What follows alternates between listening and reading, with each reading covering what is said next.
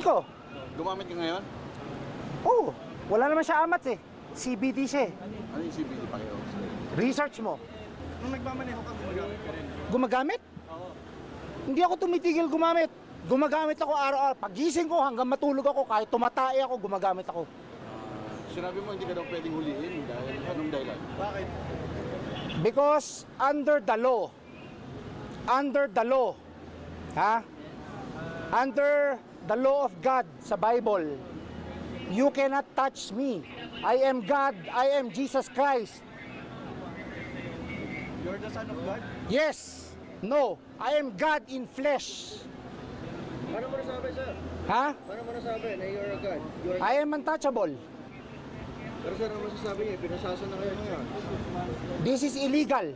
Kasi, You have nothing against me. You cannot touch me. I am Jesus Christ. sir, ano ba? Lahat kayo, lahat ng kaluluwa nyo akin. Anong religion niyo, sir? Wala akong religion. God lang, God. God. Wala akong religion. Kaano-ano niyo si Mama Mary? Nanay ko, I am the law. Bakit hindi godly? Ako nagde-decide, hindi kayo. Amen. I am the law. I am the way.